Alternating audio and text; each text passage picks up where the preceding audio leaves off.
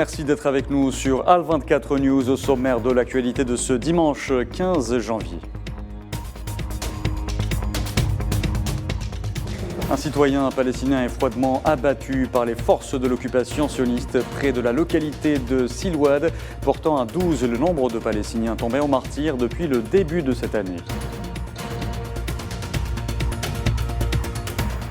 Poursuite du 16e congrès du Front Polisario à Dakhla dans les camps de réfugiés sahraouis, où plusieurs personnalités et associations, notamment d'Amérique latine et d'Europe, expriment leur solidarité et leur soutien avec le peuple sahraoui. Comment rendre les compagnies pétrolières et gazières plus sûres? Sonatrach et le ministère algérien de la Défense se penchent sur la question 10 ans après le drame de Tigenturin. Et au Népal, un avion avec 72 personnes à bord s'écrase entre l'ancien et le nouvel aéroport de Pokhara au centre du pays. Il y aurait 67 morts selon le premier bilan de la police locale. 36 corps ont été retrouvés selon les autorités.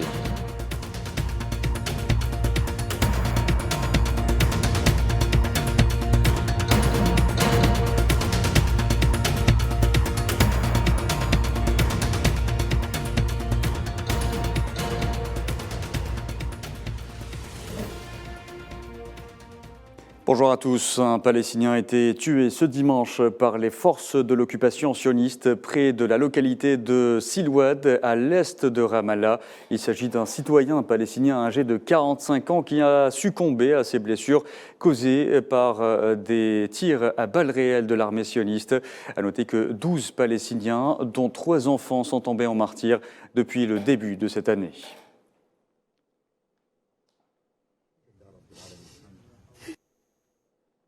Sahara occidental, je vous en parlais en titre, le Front Polisario poursuit les travaux de son 16e congrès qui se tient à Dakhla dans les camps de réfugiés sahraouis.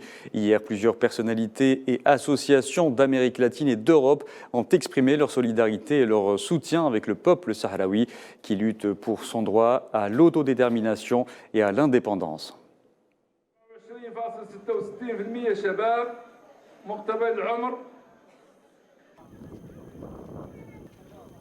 Bien soutenir les supports du peuple sahraoui et donner le support au Front Polisario parce qu'on a travaillé beaucoup d'années avec toute la diplomatie sahraoui, soit en Espagne, soit à Bruxelles, mais surtout pour une cause que considère très juste contre l'oppression et l'annexion illégale du Maroc. Et aussi on a dénoncé la vulnération des droits humains qui fait le Maroc et la vulnération de la normative internationale qui fait le Maroc. Moi, j'ai eu l'occasion de participer aussi au sein des Nations Unies pour dénoncer l'oppression illégale et l'annexion du Maroc. Et maintenant, en qualité de député européen, on continue dans la défense du peuple sahraoui et de son autodétermination. Et on vient ici pour donner les supports pour le peuple sahraoui. Et l'Algérie, par le biais du président du Conseil de la Nation, Salah Goudjil, a réaffirmé sa position constante et inconditionnelle en faveur de la cause du peuple sahraoui et de son droit à l'autodétermination et à l'indépendance conformément à la légalité internationale et aux résolutions de l'ONU.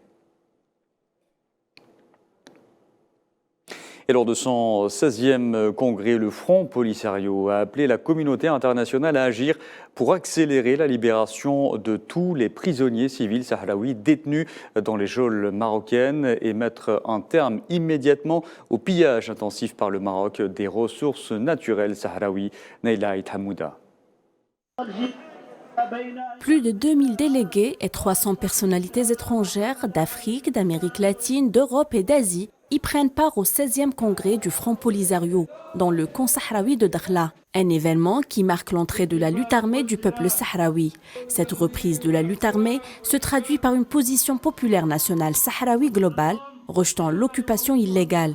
La jeunesse sahraoui demeure au centre des plans des politiques et des programmes de la direction sahraoui, et ce, dans le contexte de l'orientation stratégique adoptée par le Front Polisario, combinant entre la libération et la construction et accent d'abord sur l'homme en tant que principal élément dans la bataille décisive. Dans ce sillage, le secrétariat du Front Polisario a averti la communauté internationale que la persistance de l'État marocain d'occupation dans sa politique d'intransigeance et sa tentative d'imposer un fait accompli fait peser une grave menace sur la paix et la sécurité dans la région. Il a appelé à une action internationale pour accélérer la fin de l'état d'agression et d'occupation flagrante du territoire et la libération de tous les prisonniers sahraouis civils. Ce 16e congrès s'est d'ailleurs donné pour slogan l'escalade de la lutte pour le retrait de l'occupant et pour la souveraineté totale. Le Front Polisario réaffirme sa ferme position de rejeter toute tentative ou autre approche visant à confisquer le droit inaliénable et non négociable du peuple sahraoui à l'autodétermination et à l'indépendance nationale. À noter que lors de ce congrès du Front Polisario, qui se poursuit d'ailleurs jusqu'au 17 janvier à Dakhla dans les camps de réfugiés sahraouis, le militant des droits de l'homme et des peuples Mahrez Lamari a appelé l'ONU à agir avec fermeté pour mettre fin à l'arrogance et l'entêtement du Maroc et permettre au peuple sahraoui de jouir de son droit inaliénable à l'autodétermination et à l'indépendance. La lutte du peuple sahraoui pour recouvrer sa liberté a été de tout temps soutenu par les plus grandes figures militantes africaines, à l'image du défunt leader sud-africain Nelson Mandela, et dont le petit-fils effectue en ce moment un périple en Algérie. Zweli Mandela est revenu d'ailleurs sur le soutien de son pays à la cause sahraoui. C'était dans un entretien exclusif accordé à Al24 News. The Sahrawi Republic sits on my right hand. I always wear a bracelet that I was given by His Excellency. Je porte toujours un souvenir du Sahara occidental à ma main droite, un bracelet qui m'a été offert par le président Ibrahim Rali lors de ma visite en Algérie. J'ai eu la chance de visiter le Sahara occidental. J'ai également été au camp de réfugiés de Tindouf. J'ai pu d'ailleurs constater de près la souffrance de nos frères sahraouis dans les territoires occupés.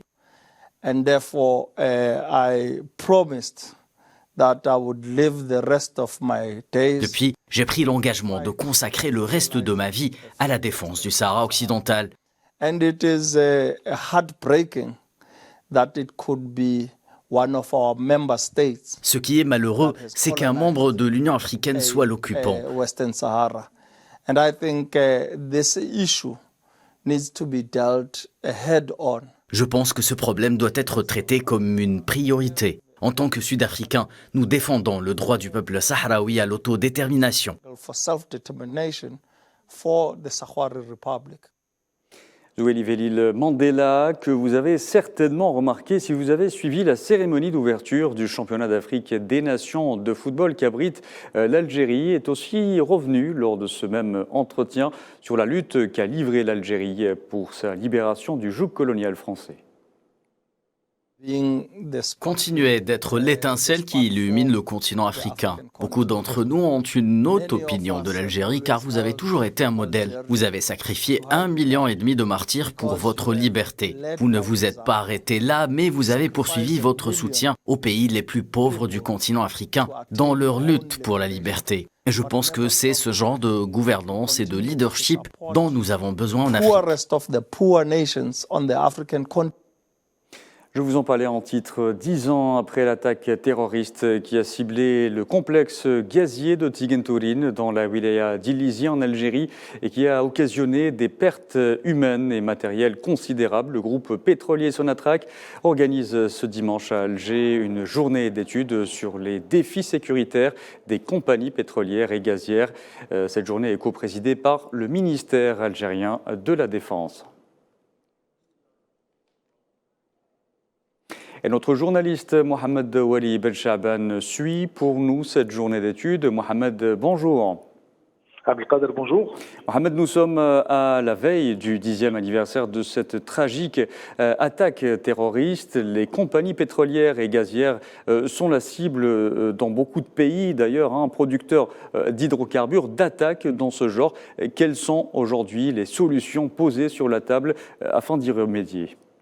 En fait, justement, Abdelkader, la compagnie pétrolière et gazière algérienne Sonatrach a organisé ce matin une journée d'études sur les défis sécuritaires des compagnies énergétiques névralgiques, et ce, en présence des représentants du ministère de la Défense nationale, du ministre de l'Énergie et des Mines, des représentants de l'entreprise norvégienne Equinor et l'italienne Eni. En gros, Abdelkader, le débat s'est penché sur la gestion et l'évaluation des risques et mesures d'atténuation des risques au sein des compagnies gazières et pétrolières contre toutes les menaces qui peuvent déstabiliser la chaîne de production d'un secteur jugé très sensible. Cette journée également, faut-il le souligner, coïncide, comme vous l'avez annoncé, Abdelkader, elle coïncide avec les 10 ans de l'attaque terroriste du site énergétique Tigantourine, situé dans le sud-est du pays. Au cours des travaux, plusieurs exposés ont été présentés. Celle de l'armée nationale populaire se focalise sur la stratégie pour défendre et sécuriser les installations gazières et pétrolières, mais aussi de la sécurisation de tout le territoire national. En fait, et puisque la menace terroriste existe toujours, comme l'a souligné dans son allocution le PDG du groupe, Toufik Hakkar, et qui a non seulement ciblé les sites gaziers, mais aussi l'économie nationale. Face à ces menaces, les autorités algériennes ont pris toutes les mesures nécessaires pour renforcer davantage la sécurité autour et à l'intérieur de tous les sites et installations gazières et pétrolières. En fait, merci beaucoup, Mohamed. La sécurité énergétique demeure un véritable enjeu stratégique. Ahmed Wali Ben Chaban, nous vous remercions pour tous ces détails. Vous étiez en direct avec nous depuis le siège du groupe pétrolier algérien Sonatrach. Mohamed Wali, que nous retrouverons dans nos prochaines éditions pour davantage de détails. Et un pays voisin de l'Algérie se trouve particulièrement exposé à ce genre d'attaque, la Libye. En plus d'une situation sécuritaire déplorable, ce pays se trouve aujourd'hui dans une impasse politique. Hier, la présidence du Parlement libyen a appelé les membres du Conseil à tenir une session officielle dans la ville de Benghazi mardi prochain. Même si l'on ignore l'ordre du jour de la session, on s'attend à ce que les discussions portent sur le projet constitutionnel.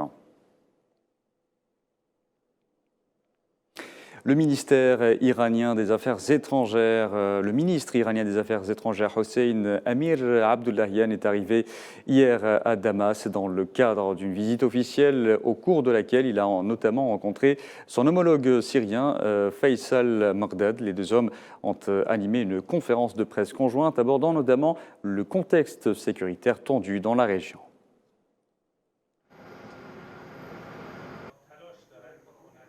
Nous nous tournons vers les autres parties afin d'exercer une positivité absolue. Il n'est pas possible de parler de l'établissement de relations normales sans mettre fin à l'occupation, sans mettre fin au terrorisme et sans ramener nos relations aux principes sur lesquels elles étaient construites dans le passé. Direction le Népal à présent, où un avion avec 72 personnes à bord s'est écrasé ce dimanche selon un porte-parole de la compagnie aérienne Yeti Airlines. Le bilan provisoire fait état de 67 morts selon la police locale. 36 corps ont été repêchés selon les autorités. L'avion, pour rappel, s'est écrasé entre l'ancien et le nouvel aéroport de Pokhara au centre du pays.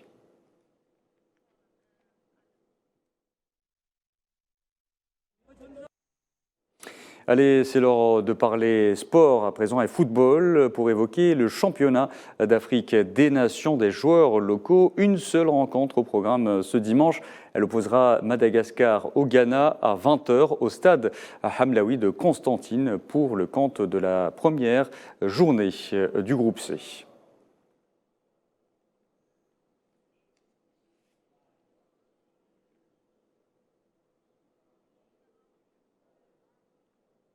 Et on arrive à la fin de ce journal. Merci à vous de l'avoir suivi. Vous pouvez revoir ce programme sur le site d'Al24 News ou à travers nos différentes plateformes en scannant le QR code qui s'affiche en bas de votre écran. Excellent après-midi.